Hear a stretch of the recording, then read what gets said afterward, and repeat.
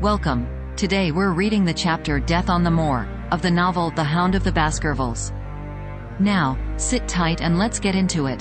For a moment or two I sat breathless, hardly able to believe my ears. Then my senses and my voice came back to me, while a crushing weight of responsibility seemed in an instant to be lifted from my soul. That cold, incisive, ironical voice could belong to but one man in all the world. "Holmes!" I cried. "Holmes! Come out," said he, "and please be careful with the revolver." I stooped under the rude lintel, and there he sat upon a stone outside, his grey eyes dancing with amusement as they fell upon my astonished features. He was thin and worn, but clear and alert, his keen face bronzed by the sun and roughened by the wind. In his tweed suit and cloth cap he looked like any other tourist upon the moor, and he had contrived, with that cat-like love of personal cleanliness which was one of his characteristics, that his chin should be as smooth and his linen as perfect as if he were in Baker Street. "I never was more glad to see anyone in my life," said I as I wrung him by the hand. "Or more astonished, eh? Well, I must confess to it. The surprise was not all on one side, I assure you. I had no idea that you had found my occasional retreat, still less that you were inside it, until I was within 20 paces of the door. My footprint, I presume? No, Watson, I fear that I could not undertake to recognize your footprint amid all the footprints of the world.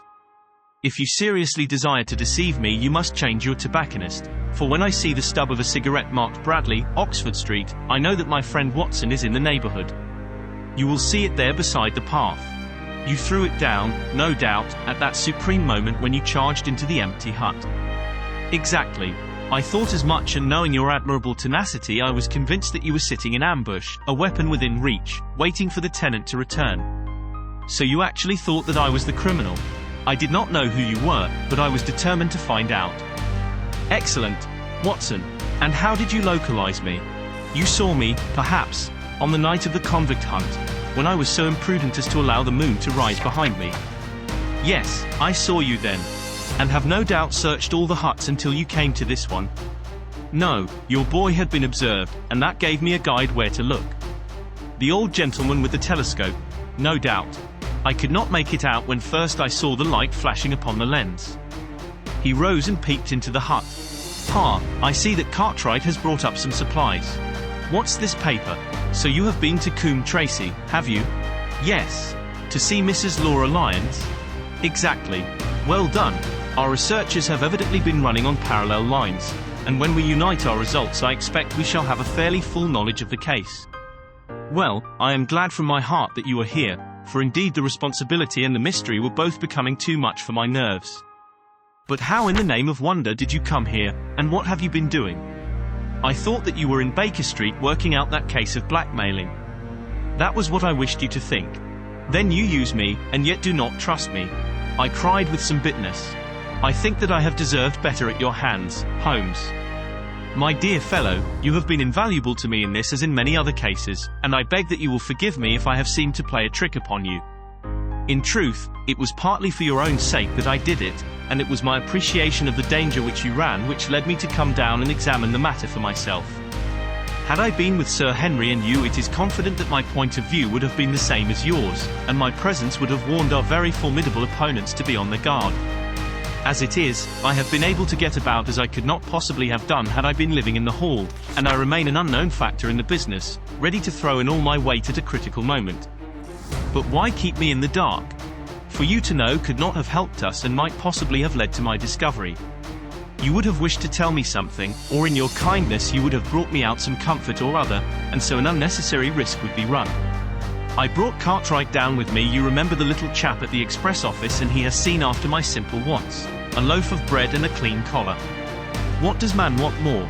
He has given me an extra pair of eyes upon a very active pair of feet, and both have been invaluable.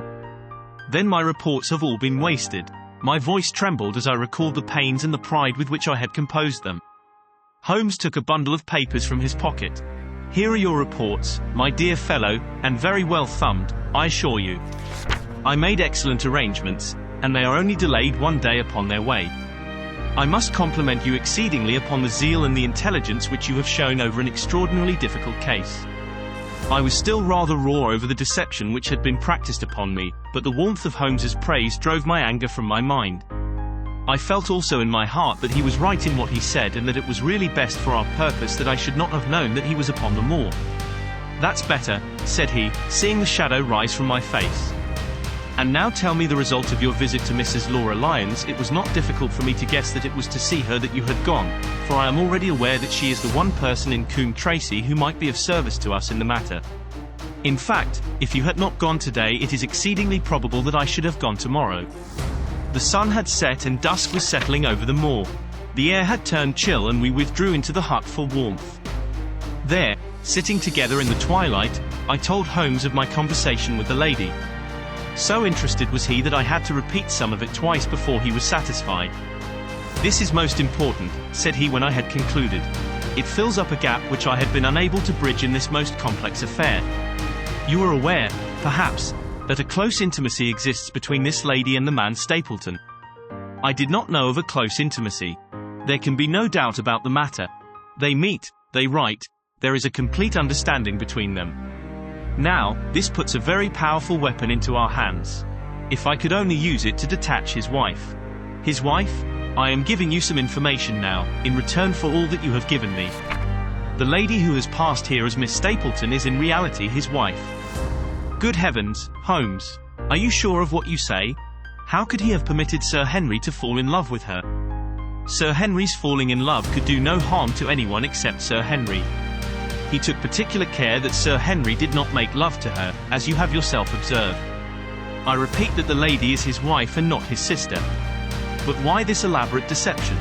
Because he foresaw that she would be very much more useful to him in the character of a free woman. All my unspoken instincts, my vague suspicions, suddenly took shape and centered upon the naturalist. In that impassive, colourless man, with his straw hat and his butterfly net, I seemed to see something terrible, a creature of infinite patience and craft, with a smiling face and a murderous heart. It is he, then, who is our enemy. It is he who dogged us in London. So I read the riddle. And the warning, it must have come from her. Exactly. The shape of some monstrous villainy, half seen, half guessed, loomed through the darkness which had girt me so long. But are you sure of this, Holmes? How do you know that the woman is his wife? Because he so far forgot himself as to tell you a true piece of autobiography upon the occasion when he first met you, and I dare say he has many a time regretted it since. He was once a schoolmaster in the north of England. Now, there is no one more easy to trace than a schoolmaster. There are scholastic agencies by which one may identify any man who has been in the profession. A little investigation showed me that a school had come to grief under atrocious circumstances, and that the man who had owned it, the name was different, had disappeared with his wife. The descriptions agreed. When I learned that the missing man was devoted to entomology, the identification was complete. The darkness was rising, but much was still hidden by the shadows. If this woman is in truth his wife, where does Mrs. Laura Lyons come in? I asked. That is one of the points upon which your own researches have shed a light. Your interview with the lady has cleared the situation very much. I did not know about a projected divorce between herself and her husband. In that case, regarding Stapleton as an unmarried man, she counted no doubt upon becoming his wife. And when she is undeceived, why, then we may find the lady of service. It must be our first duty to see her, both of us, tomorrow. Don't you think, Watson, that you were away from your charge rather long? Your place should be at Baskerville Hall. The last red streaks had faded away in the west and night had settled upon the moor. A few faint stars were gleaming in a violet sky.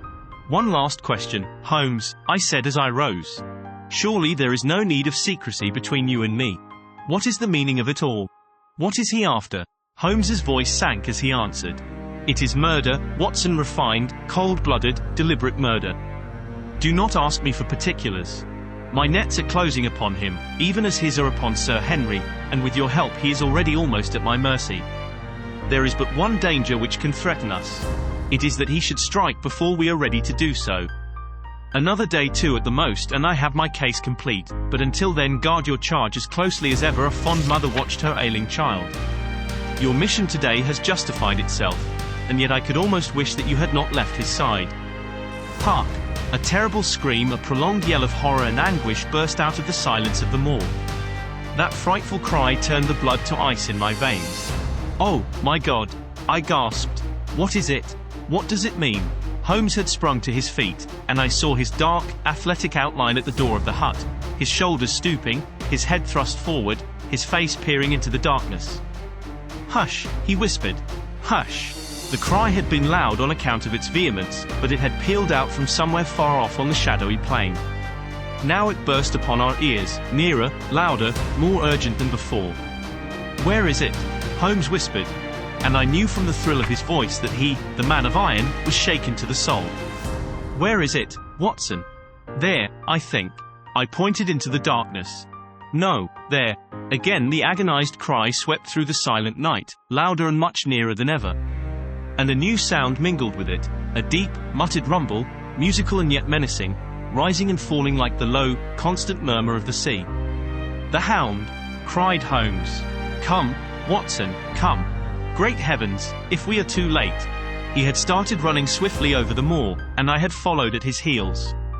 But now from somewhere among the broken ground immediately in front of us there came one last despairing yell, and then a dull, heavy thud. We halted and listened. Not another sound broke the heavy silence of the windless night. I saw Holmes put his hand to his forehead like a man distracted. He stamped his feet upon the ground. "He has beaten us, Watson. We are too late." "No, no, surely not." Fool that I was to hold my hand. "And you, Watson, see what comes of abandoning your charge." "But, by heaven, if the worst has happened, we'll avenge him." Blindly we ran through the gloom, blundering against boulders, forcing our way through gorse bushes, panting up hills and rushing down slopes, heading always in the direction whence those dreadful sounds had come. At every rise Holmes looked eagerly round him, but the shadows were thick upon the moor, and nothing moved upon its dreary face. "Can you see anything?" "Nothing. But, hark, what is that?" A low moan had fallen upon our ears. There it was again upon our left. On that side a ridge of rocks ended in a sheer cliff which overlooked a stone-strewn slope. On its jagged face was spread-eagled some dark, irregular object.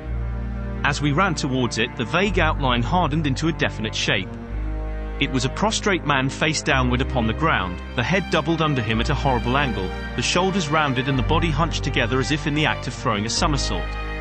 So grotesque was the attitude that I could not for the instant realize that that moan had been the passing of his soul. Not a whisper, not a rustle, rose now from the dark figure over which we stooped. Holmes laid his hand upon him and held it up again with an exclamation of horror. The gleam of the match which he struck shone upon his clotted fingers and upon the ghastly pool which widened slowly from the crushed skull of the victim.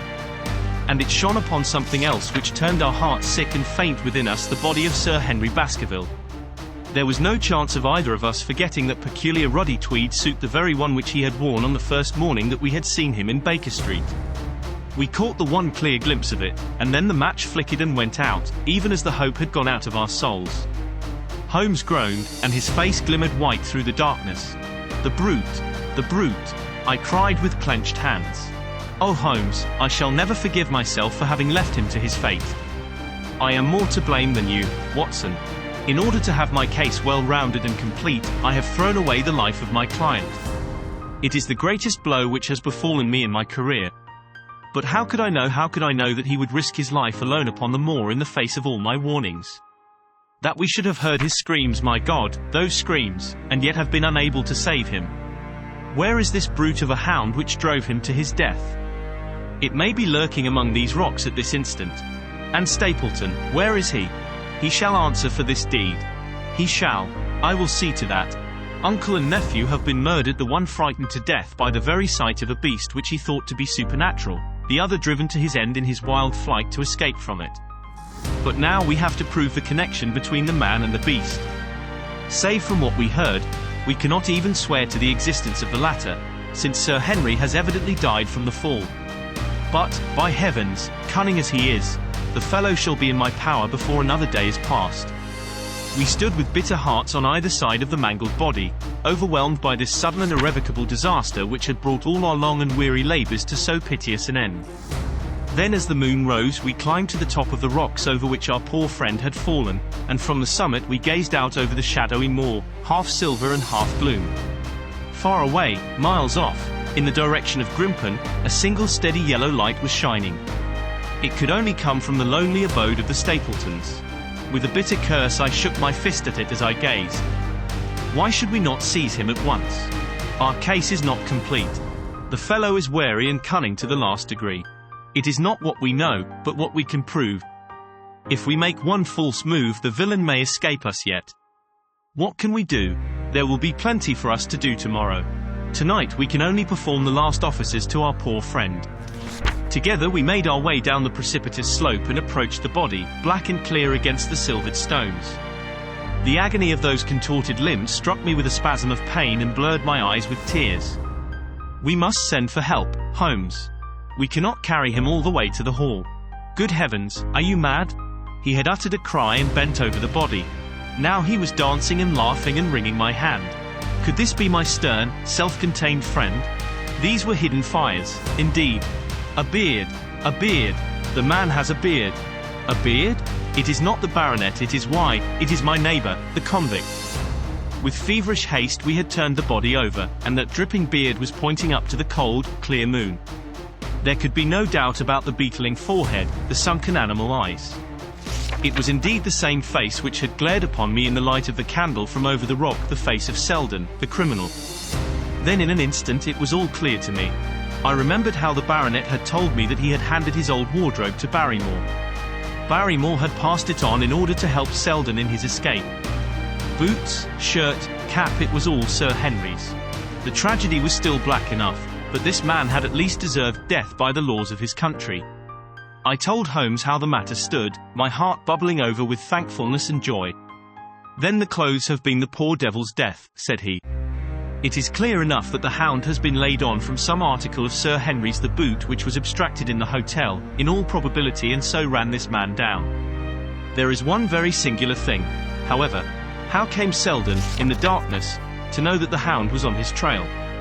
He heard him. To hear a hound upon the moor would not work a hard man like this convict into such a paroxysm of terror that he would risk recapture by screaming wildly for help. By his cries he must have run a long way after he knew the animal was on his track. How did he know? A greater mystery to me is why this hound, presuming that all our conjectures are correct. I presume nothing. Well, then, why this hound should be loose tonight? I suppose that it does not always run loose upon the moor. Stapleton would not let it go unless he had reason to think that Sir Henry would be there. My difficulty is the more formidable of the two, for I think that we shall very shortly get an explanation of yours, while mine may remain forever a mystery. The question now is, what shall we do with this poor wretch's body? We cannot leave it here to the foxes and the ravens. I suggest that we put it in one of the huts until we can communicate with the police. Exactly. I have no doubt that you and I could carry it so far.